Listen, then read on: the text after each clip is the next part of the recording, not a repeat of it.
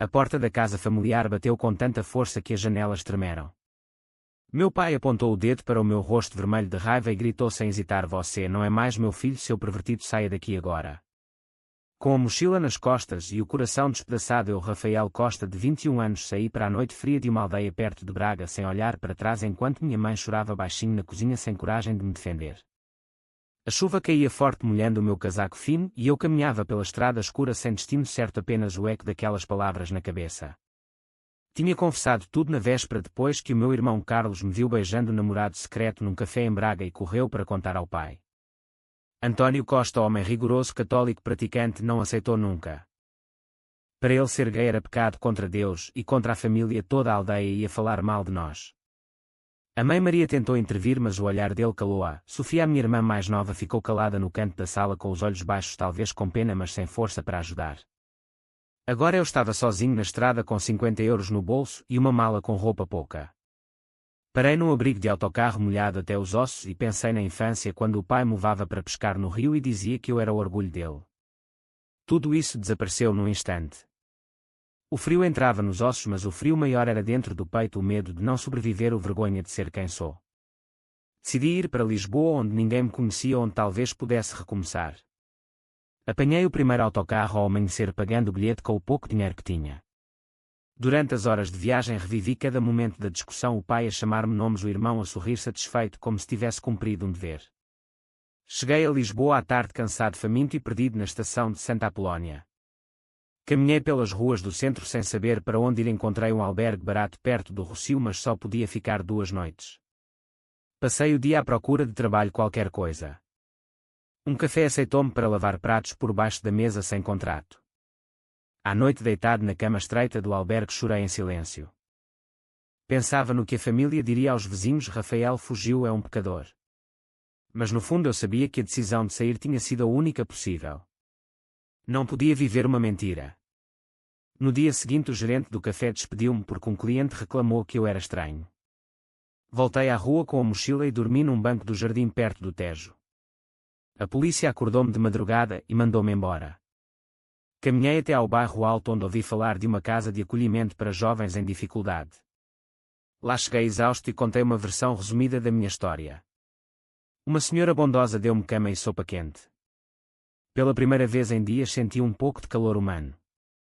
Mas o conflito interno não parava. Será que o pai tinha razão e eu era mesmo um erro da natureza? As noites eram longas com pesadelos, onde o pai me expulsava de novo. Decidi que não ia voltar nunca. Tinha de construir a minha vida sozinho, mesmo que doesse. Depois de uma semana no acolhimento, consegui um trabalho temporário numa padaria no Chiado. Levantava-me às 4 da manhã para amassar pão e servia clientes até ao fim da tarde.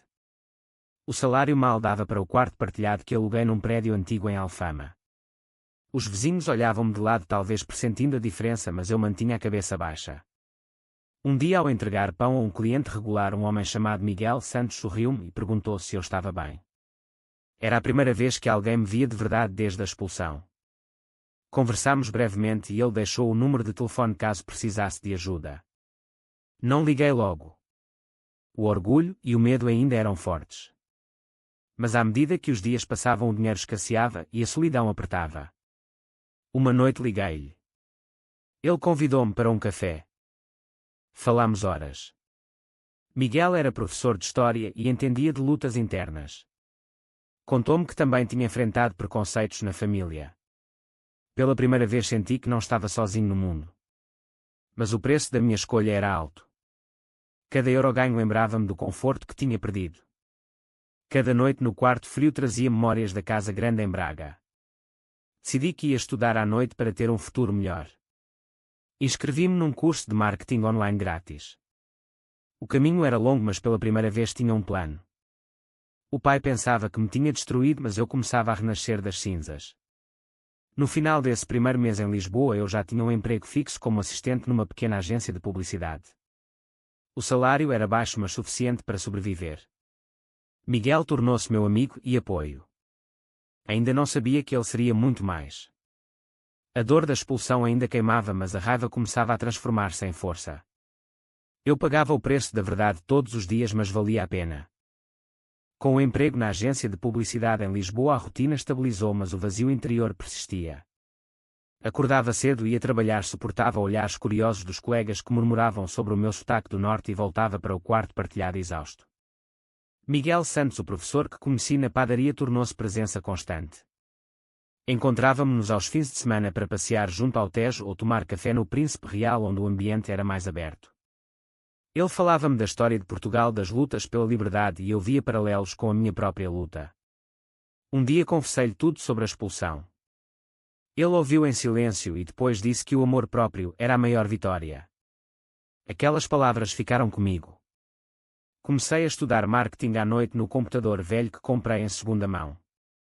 O curso era exigente, mas eu absorvia cada lição como se fosse salvação. Na agência ganhei a confiança do chefe ao criar uma campanha simples para um cliente local que aumentou as vendas. O salário subiu um pouco e mudei para um apartamento pequeno, mas só meu, em Arroios. Pela primeira vez tinha privacidade. Mas os fantasmas voltavam à noite. Sonhava com o pai a gritar e acordava suado. Um fim de semana Miguel convidou-me para uma reunião de um grupo de apoio LGBT. Lá conheci outras pessoas com histórias semelhantes. Uma rapariga de Aveiro contava como a família a tinha mandado embora por ser lésbica. Senti-me menos sozinho. Porém o preconceito não desaparecia. Num dia de trabalho, um colega mais velho fez uma piada homofóbica disfarçada de brincadeira. Ri por fora, mas por dentro doeu. Decidi não reagir para não perder o emprego. O preço da sobrevivência era o silêncio. Miguel ajudou-me a processar isso. Começámos a passar mais tempo juntos. Um passeio no Parque das Nações virou jantar e depois cinema. Sentia algo crescer entre nós, mas o medo de me magoar de novo travava-me. Ele respeitava o meu ritmo. Enquanto isso, em Braga, a família não dava sinal. Eu imaginava que me tinham esquecido, ou pior, que celebravam a minha ausência. Um dia recebi uma carta da mãe. Dizia que sentia a minha falta, que o pai estava arrependido, mas não pedia para voltar, apenas que rezasse por eles. Rasguei a carta. Arrependido como? Depois de me chamar pervertido. A raiva alimentava-me. Usei-a para trabalhar mais. Na agência propus uma ideia de campanha digital que o chefe aprovou. O sucesso trouxe um bónus pequeno, mas importante. Com ele comprei roupa melhor e comecei a sentir-me mais confiante. Miguel e eu fomos jantar num restaurante perto do castelo. Conversámos sobre o futuro. Ele sonhava com uma casa maior, eu com uma carreira sólida. Nessa noite dei o primeiro passo e segurei a mão dele. Foi simples, mas poderoso. O relacionamento crescia devagar, com respeito e paciência. Mas o passado não largava. Num fim de semana visitei o mosteiro dos Jerónimos e lembrei-me das missas obrigatórias com o pai. A culpa católica ainda me pesava. Miguel sugeriu terapia gratuita num centro comunitário. Comecei a ir. A psicóloga ajudou-me a ver que a minha orientação não era escolha nem pecado. Era eu. Aos poucos a autoaceitação crescia. No trabalho ganhei uma promoção para assistente de contas. O salário permitiu-me inscrever num curso presencial de marketing. A vida melhorava, mas o preço era a distância da família. Eu escolhia o meu caminho mesmo que doesse. Miguel tornou-se âncora. Passeávamos de mão dada em zonas seguras e eu sentia felicidade pela primeira vez em anos. Porém uma carta nova chegou. Do pai desta vez. Dizia que a empresa familiar estava em dificuldades e que talvez eu pudesse ajudar com contactos em Lisboa. Ignorei. Não ia ser usado. A traição do irmão ao denunciar-me ainda ardia. Decidi que o meu futuro era com Miguel e com a cidade que me acolheu. O conflito interno continuava, mas eu aprendia a viver com ele, transformando dor em determinação.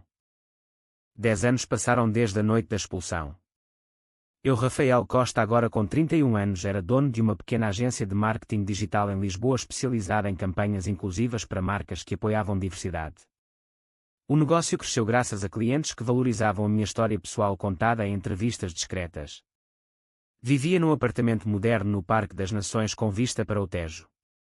Miguel Santos, o meu companheiro há 8 anos, era professor numa escola secundária e juntos tínhamos construído uma vida calma, cheia de rotinas felizes. Acordávamos cedo, tomávamos café juntos, passeávamos ao fim de semana pelo oceano em Cascais. A felicidade era real, mas o passado ainda lançava sombras. Nas sessões de terapia que continuava ocasionalmente, falava da mãe que enviava cartas esporádicas pedindo notícias sem nunca mencionar o pai. Eu respondia pouco, mantendo distância. Um dia uma notícia no jornal local mencionava a falência de uma empresa têxtil em Braga. O nome era familiar. Era do meu pai. Ignorei. Miguel dizia que eu devia processar o luto, mas eu preferia focar no presente. A agência ganhou um prémio nacional por uma campanha contra o bullying homofóbico. No evento de entrega conheci pessoas influentes e o negócio expandiu. Contratei 3 funcionários e mudei para escritório maior no centro. Miguel orgulhava-se de mim. Celebramos com uma viagem curta a Porto, onde evitei a zona da família. Numa noite no hotel ele perguntou se eu algum dia perdoaria. Respondi que perdoar não significava esquecer nem ajudar financeiramente. O preço da minha paz era a fronteira clara. Mas o destino testava-me. Uma manhã recebi um telefonema desconhecido. Era a minha irmã Sofia. Chorava dizendo que o pai tinha tido um infarto e que a mãe estava desesperada com dívidas. Pediu para eu ir a Braga.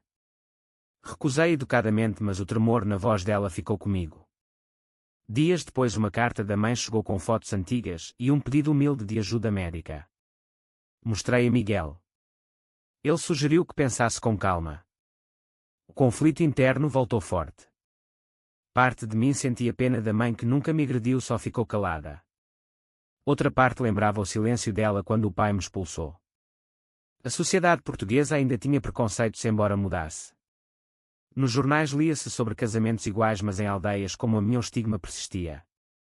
Decidi mandar dinheiro anónimo para o hospital sem revelar a origem. Foi um compromisso. A agência ia bem e eu podia ajudar sem me expor. Miguel apoiou. Mas semanas depois Sofia ligou de novo. O pai melhorara, mas as dívidas cresciam e eles sabiam que eu tinha sucesso pela internet. Queriam falar pessoalmente. Marquei um encontro neutro num café em Lisboa. Quando os vi entrar, o pai mais velho e curvado, a mãe com olhos cansados, a irmã nervosa, o meu estômago apertou. Eles pediram perdão com lágrimas.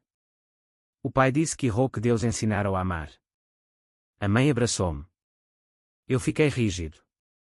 Depois veio o pedido real, precisavam de 20.000 euros para salvar a casa e a empresa. O choque foi grande. Perdão misturado com exigência. Confrontação começou. Eu perguntei por que só agora. Eles explicaram a falência progressiva. Eu ouvi, mas a raiva subia. Miguel esperava-me fora e depois consolei-me nos braços dele. A felicidade do nosso lar contrastava com o caos familiar. Decidi pensar, mas o preço emocional era alto. Cada noite revivia a expulsão. A escolha certa seria ajudar ou proteger-me. O despertar lento começava, eu merecia a vida que construí sem culpa. O encontro no café prolongou-se em tensão. O pai António repetia que a família era sagrada, que sangue não se nega. A mãe Maria segurava as minhas mãos pedindo que esquecesse o passado. Sofia olhava para o lado, talvez arrependida do papel de delatora anos antes. Eu, Rafael, ouvia tudo com o coração acelerado. O pedido de dinheiro estava ali, claro, disfarçado de necessidade familiar. 20.000 euros para pagar dívidas e tratamentos. Eu tinha o dinheiro na agência, mas dar significava abrir a porta ao passado. Confrontação subiu. Perguntei ao pai se ele ainda me via como pervertido. Ele hesitou, depois disse que mudara. Mas os olhos traíam dúvida. Miguel esperava-me no carro e quando contei, ele aconselhou cautela. Voltei para casa abalado.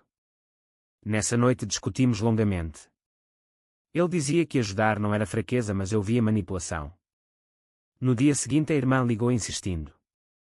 Marquei segundo encontro, desta vez em casa deles, num hotel barato em Lisboa, para evitar o meu espaço.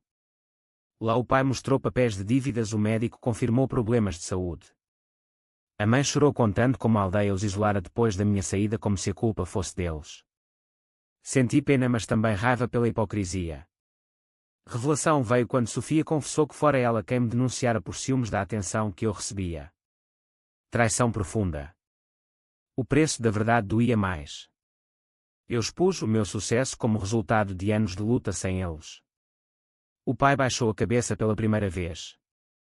Mas o pedido permaneceu. Ofereci 5.000 € como ajuda única sem promessas. Eles aceitaram, mas o olhar era de decepção. Saí dali esgotado. Miguel abraçou-me em casa dizendo que eu fizera o certo. Mas o conflito interno explodiu. Dormi mal sonhando com a expulsão misturado com imagens da mãe doente. Na agência o trabalho sofria. Um cliente grande questionou o meu foco. Perdi um contrato pequeno por distração. O preço das decisões afetava tudo. Dias depois o pai ligou diretamente pela primeira vez em 13 anos.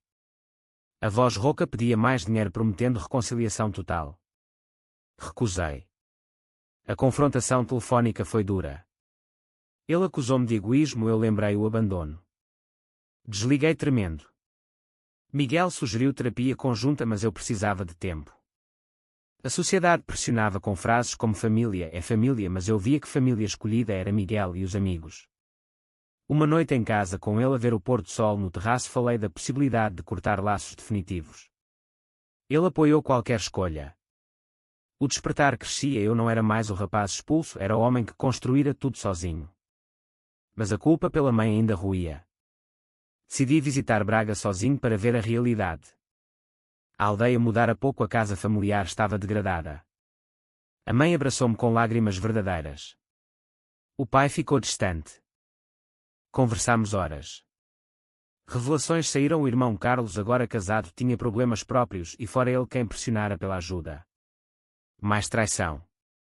Saí de lá com o coração pesado, mas claro. Não daria mais dinheiro sem limites. O preço da minha paz era essa fronteira. Voltei a Lisboa mais forte. Miguel esperava com o jantar pronto. O amor dele era o verdadeiro lar. A decisão final veio após semanas de noites sem dormir e conversas com Miguel. Eu, Rafael, reuni a família num restaurante neutro em Lisboa. Levei documentos mostrando o meu apoio limitado, 5.000 € transferidos mais ajuda para tratamento médico da mãe, mas sem salvar a empresa. Expliquei que perdoava, mas não esquecia. O pai António explodiu acusando-me de vingança. A mãe chorou em silêncio. Sofia pediu desculpas sinceras pela primeira vez. Confrontação atingiu pico. Eu expus todo o dano emocional, os anos de solidão, o preconceito internalizado. Eles ouviram pela primeira vez sem interromper. O pai baixou a cabeça admitindo erros, mas ainda pedia mais dinheiro. Recusei firme. O preço que eles pagavam agora era o reflexo das escolhas passadas. Saí do restaurante com o coração leve pela primeira vez. Miguel esperava-me fora. Fomos para casa e nessa noite celebramos o nosso aniversário de relacionamento com um jantar simples e promessas de futuro.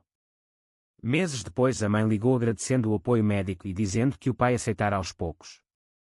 Não pediram mais dinheiro. A distância permaneceu, mas com respeito mútuo. A minha agência cresceu ainda mais com campanhas sobre aceitação. Miguel e eu compramos uma casa pequena em Sintra onde o ar era puro e a vida calma. Um domingo de sol fomos ao Tejo e abraçámo-nos vendo o rio correr. Ali senti o despertar completo. A dor transformara-se em força. A família biológica ensinara-me o que não ser. A escolhida Miguel, os amigos mostraram o amor verdadeiro. O preço de cada decisão fora pago, agora colhia a paz. Anos depois, quando amigos perguntavam sobre reconciliação, eu dizia que o perdão era meu, mas as fronteiras também. A vida seguia com equilíbrio. Será que o perdão pode ser comprado com dinheiro ou a família merece compreensão depois de tanta dor e rejeição? O que você acha certo ou errado? Aprox 975 palavras.